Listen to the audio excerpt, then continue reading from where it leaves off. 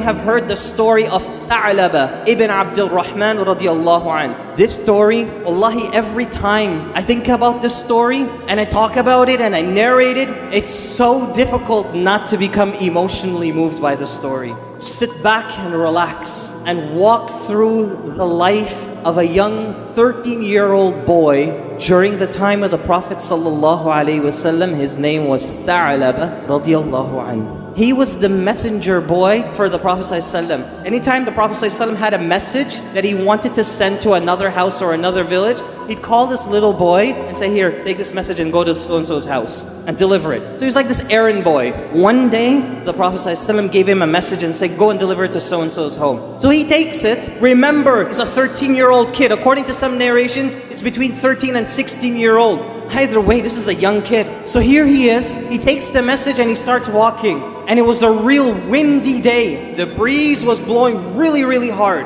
And he walked by a house. Back then the homes didn't have doors, they had curtains. So on a windy day, the curtain would blow open. So as he's walking by, just instinctively he sees a curtain by a door and he kind of turns this way. And guess what he saw? He saw a woman inside that home and she was bathing herself.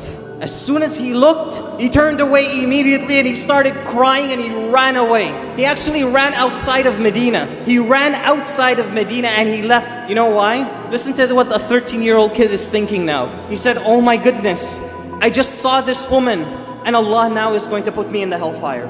That's what he's thinking. What do 13-year-old kids think when this stuff happens to them? So he's thinking, my God, Allah is going to probably send down a verse against me, so I'm going to run away. I don't want to confront the Prophet ﷺ about this. He runs away. Nobody hears from him again. Eventually, when the Prophet ﷺ is leading the companions in prayer, after a couple days, he notices Tha'laba isn't around anymore. And he says, where is Tha'laba? Where is he? I haven't seen him. Imagine, this is the leader of the ummah. He's concerned about one child. All the companions and all of their problems and issues, he's concerned about this one kid. Where is he? What is the well-being of this child? So everybody's saying, we don't know, Ya Rasulullah. We haven't seen him in a while. The Prophet ﷺ says to Omar and Salman al-Farisi, he says, both of you, go out and find him. Go and look for him. Omar and this other companion, they go out and they start searching for Tha'laba and they go outside of the city of Medina. They come across a shepherd. He has his sheep and his animals and they come across him and they stop at him sort of like a service station. They want to refuel, so they want to get some milk and so on. This shepherd asks Omar, what are you guys doing here? It's kind of abnormal to see you guys from Medina coming around this area. So Omar says, we're just looking for somebody, a young kid. You wouldn't know who he is. So the shepherd, you know what he says? He says, perhaps you're talking about the kid who drinks the tearful milk. The tearful milk. So Omar was kind of interested. What are you talking about? So the man said, every single day around Maghrib time, there's a kid that walks down from the mountains and he comes to me and he asks me for a cup of milk. But at the same time, he's always in tears and he's crying.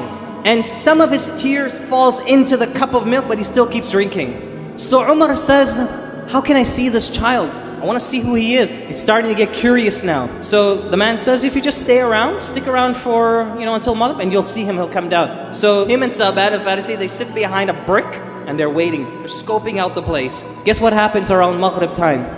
This little boy comes down and he's crying and crying and crying.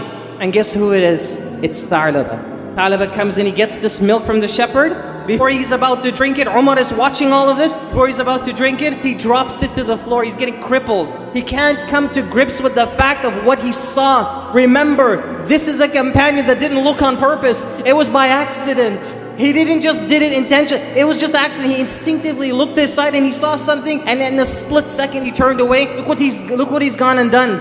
And he couldn't hold this cup of milk. Omar came out and confronted him. Tha'laba looks at Omar and says, no. What are you guys doing here?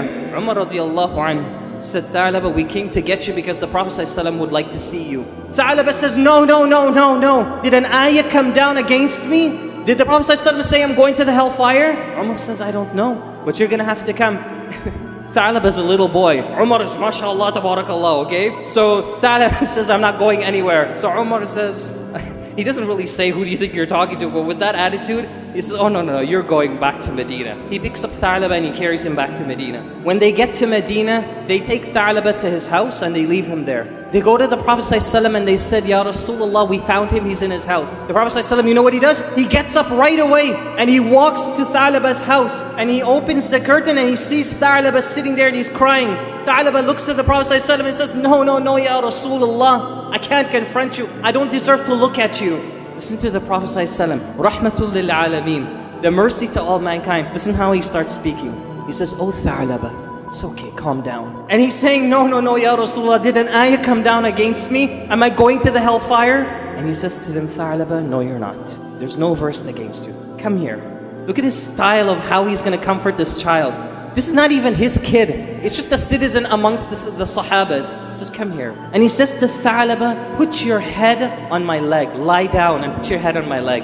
Listen to what Tha'laba says. Ya Rasulullah, this head is filled with so much sin and corruption, it doesn't deserve to lie down on the thigh of the Prophet of Allah sallallahu alaihi wasallam. This is a 13-year-old kid, okay? Prophet says, it's okay, just come.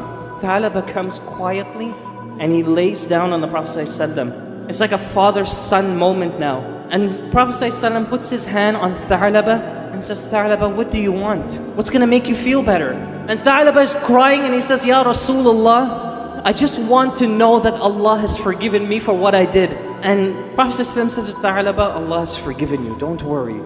Guess what happened to Tha'laba? His whole body started shivering. The Prophet ﷺ is looking at him and said, Tha'laba, tell me, what's happening to you?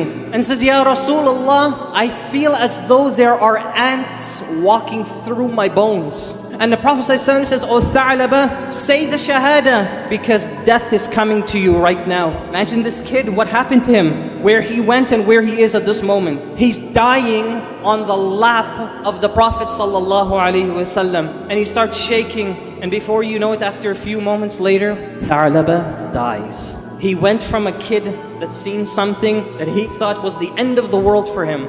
He started to repent and felt bad and felt horrible about himself. He came back and here he is, he dies on the lap of the Prophet of Allah sallallahu alaihi wasallam. The Prophet sallallahu picks him up, shrouds him, prays the janazah over him. On the day of the funeral, they saw the Prophet sallallahu alaihi wasallam walking on his toes. He's kind of tiptoeing and he's walking. Omar radiallahu anhu, he saw the Prophet ﷺ do this and he said, Ya Rasulullah, you're walking on the tip of your toes, but we the people, we've given you so much space to walk. Why are you doing that? Because he was doing it in such a manner as though it was very crowded.